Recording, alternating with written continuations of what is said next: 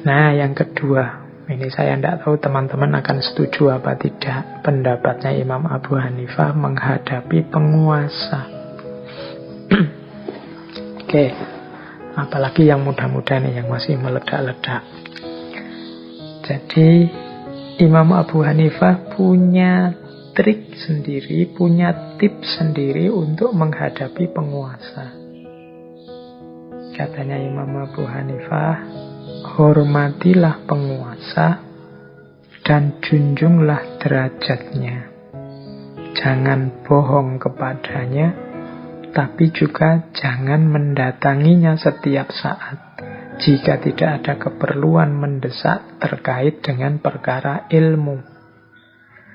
Sebab jika engkau terlalu sering mengunjungi penguasa, dia akan meremehkanmu dan kedudukanmu akan mengecil di matanya.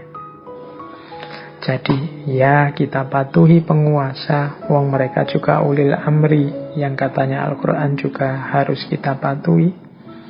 Kita tidak curang, kita tidak bohong di depan penguasa, kita hormati, kita junjung derajatnya. Tapi katanya Imam Abu Hanifah, jangan sering-sering datang, jangan sering-sering menghadap.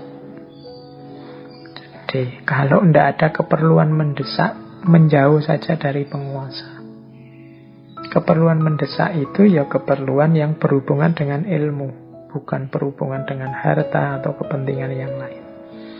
Jadi bukan kita ini maksudnya murid-muridnya ya, berarti para ulama yang mendatangi mereka. Ya kalau butuh ya mereka yang mendatangi kita, kecuali memang ada yang urgent sekali urusan dengan ilmu. Mungkin ada kebenaran yang dilanggar, atau mungkin ada hal-hal dalam ilmu yang tidak ditunaikan.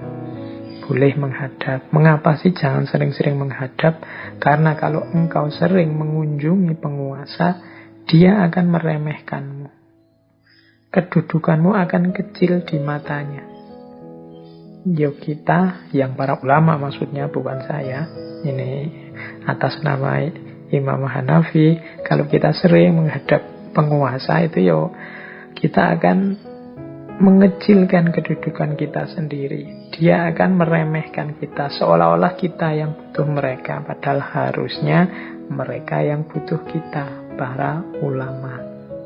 Nah, ini nasihatnya Imam Abu Hanifah. Apa ndak boleh ketemu penguasa? Boleh, ini ya jangan sering-sering.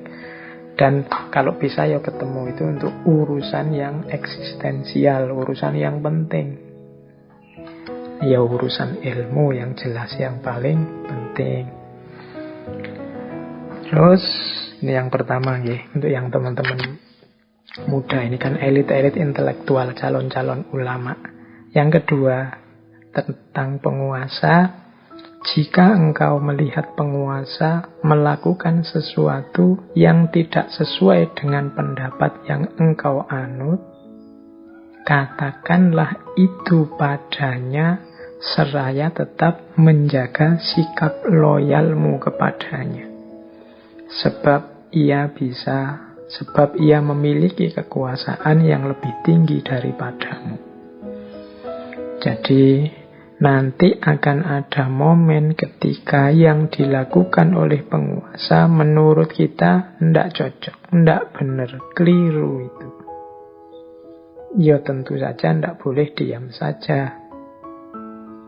Jadi kita harus mengingatkan wong keliru, tapi ingatkan secara baik sambil tetap tunjukkan bahwa engkau masih loyal kepadanya. Tidak dalam rangka ingin meruntuhkan dia atau menjatuhkan dia, enggak. Tapi dia melakukan sesuatu yang keliru yang harus diingatkan.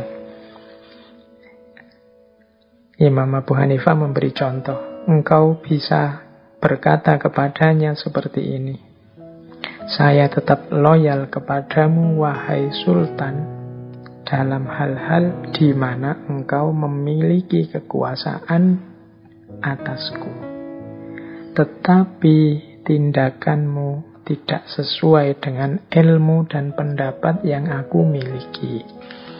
Jadi ini adabnya, kalau versinya Imam Abu Hanifah, ya tegaskan bahwa ya jangan khawatir, aku loyal padamu, aku setia padamu karena engkau adalah pemimpinku, tapi ada tindakanmu yang menurut aku tidak cocok dengan kebenaran, dengan ilmu yang aku yakini.